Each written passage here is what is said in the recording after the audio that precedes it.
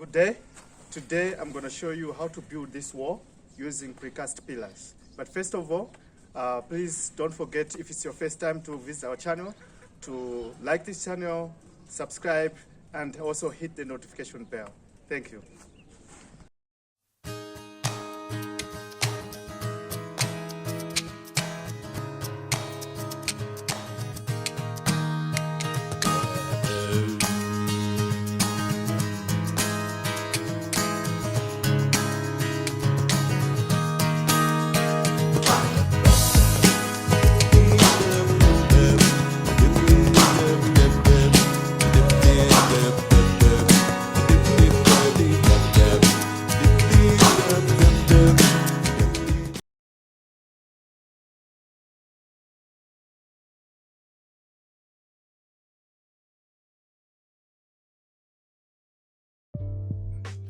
Welcome to Block 929.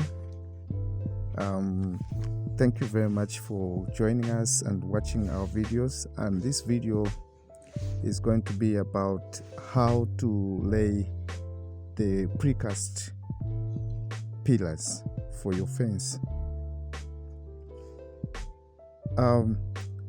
Using precast pillars when you're building a fence is actually much better than trying to build the pillars yourself or using shuttling, because when you're using shuttling you have to use wood, which is also not good for the environment, and makes everything very complicated, because you need to have to actually build the shutter and need some nails and all those kind of things. But when you building using precast pillars, it makes it much easier. The only important thing is that your pillars should be very well formed, and after they've been formed, then it makes it very easy for you to lay them. And when you lay them, the first pillar is very important. As you can see on this one, we had to use some steel squares. It's about 15 by 15 squares that we were using. So we put them on the edge of the pillar so that it becomes very easy. So the first pillar was actually put level and square on the ground, and then the following precast pillars are put there according to the steel. And when you lay them, you have to make sure that your pillar is clean, so you can use your builder's knife to clean up the pillar, to remove all the other imperfections that are on the pillar itself. And this just ensures that when you lay your pillar, it is looking very good and doesn't have some imperfection on it. Don't forget to, if it's your first time, to like the video, subscribe, share, and leave a comment, and also press the notification bell. These pillars that we're using, they're not that much heavy, so you can actually handle them yourself, as the builder can handle them himself, and to lay them when he's busy laying them. Yeah, so we have designed these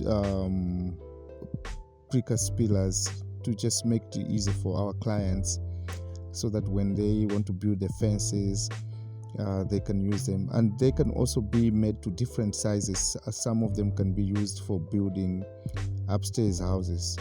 In Malawi, we're still using the traditional method of building shuttering by using wood, and this is actually contributing to the loss of so many trees, and which is not good for the environment. Now you see that after we've laid the first pillars, we had to go to the last pillar in the same line to start setting it. So we want to set this pillar so that it is actually similar to the first pillars. And after this one, we are also going to lay the one in the middle. Then we will start building between. We'll start laying blocks between the pillars. The use of precast pillars also makes it possible for you to do your project much faster than when you are building the traditional way of just laying the blocks for because you can also make pillars using the blocks, but then this is a bit more tedious when you do it. And as you can see, our builder is already working on the second set of pillars. The pillars can be built in different shapes. Like I said before, that some of the pillars, like these particular pillars that we are using here, they are 400 by 400 and 200 high. But you can also make them up to 500 by 500, so that they can be suitable for when you're building a double-story building. And using these pillars when building double-story building will save you a lot of time, and also will save you the hassle of getting wood and getting a carpenter to form the shuttering so that you can throw your concrete. When you are laying these pillars, you can actually put your steel rebars in advance, and then you just be sliding the pillars over the rebar. So this makes life much easier, and also makes your work to be very neat. As you can see here, he's actually putting those steel squares, 15 by 15. So once you put them, you can, since you have already checked the level of the pillar, it makes it much easier, so that when you're laying another pillar on top of it, it's already square, plumb, and this is much quicker and easier.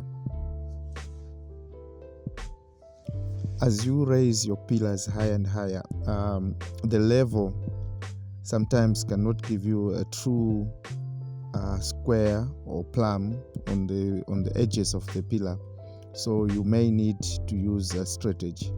So you just simply clamp it and check the levels, and then you can put the straight edge, which will guide you as you raise the pillar to go higher and higher. Because this particular pillar is almost going to be about 2 meters high, so for it to continue being straight, you need to use a straight edge. And the lever should always be used consistently to help you guide you, so that you make sure your pillars are level and they are also plumb. When you start working on the pillars which are in the middle of the two pillars, make sure that you use a string so that it guides you on making sure that the pillar that is in the middle is actually laid plumb and square. If you forget to put a string, you might lay your pillar skew, and that is not going to look plumb and straight, comparing with the other pillars that have already been built. So always remember to put a string line which is going to guide you as you set the pillars that are between the two pillars. It is also very important that you have somebody to supervise your builder, because sometimes the builders can just take everything for granted, and some of the minor mistakes that they make, they just overlook them. So you have to be checking. In this case, I was there most of the times to make sure that the builder is sticking according to the plan, and making sure that everything is being checked diligently. So this is very important. In Malawi, we have a lot of problems whereby builders are just left alone to just do the work, and then you normally get inferior work at the end of the day. So they must always be supervised to make sure that they're doing the right thing at all times. After the pillars have been built and you're satisfied with the height that you've been raising the pillars, it's now time to actually lay the blocks. So the blocks are going to be laid between the pillars, and in this case we are just raising the blocks up to 5 levels, so we did not mind to put any reinforcement. But if it was going to go a bit higher, we were going to include brick force, and sometimes we can also use rebar to reinforce the wall. Since the blocks are not going to be embedded into the pillar, so we will need some rebars to reinforce them. Yeah, so most of the pillars, we design the mods for them, and sometimes we can also design according to the client's specifications. But most of the mods that we're making are made up to standard. So like this one was the 400 by 400 by 200, but the client can also ask us to make them according to their sizes. And some of them might have designs that customers can ask us. They can ask that they have indents in them so that the blocks can interlock to the pillars. And they might even ask us for them to have like an oval shape if they want to.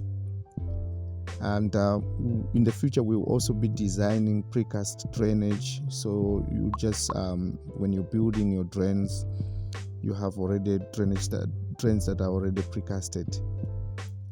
And I think this technology is going to be very important here in Malawi, because it's going to save time and save money as people build their homes. After building the fence, we are going to finish it with a coping, and we will design a machine that will actually make these copings. So the pillars are going to have a coping on top, and even the wall itself, it's also going to have a coping on top that will match with the coping for the pillars. This is just to make now the fence look beautiful, and also make sure that water does not go into the walls or the pillars. That's why you will see that most of the walls, if you don't put any coping, then the walls they have a lot of moisture during the rainy seasons, and some molding can start growing on the walls, and that can affect your paint if you have got a paint finish for the fence. So now you've seen how you can use the pillar mods to make the pillars, and also how you can build your fence using the pillars to form the pillars on your fence.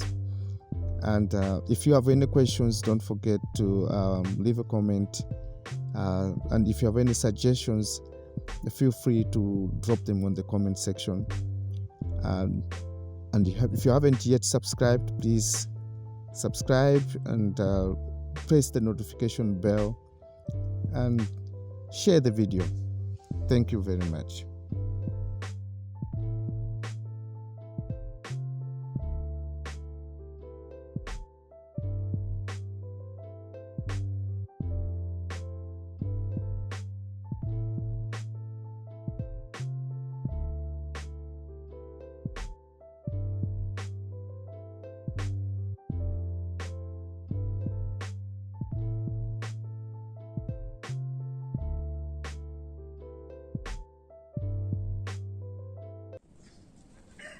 There you go.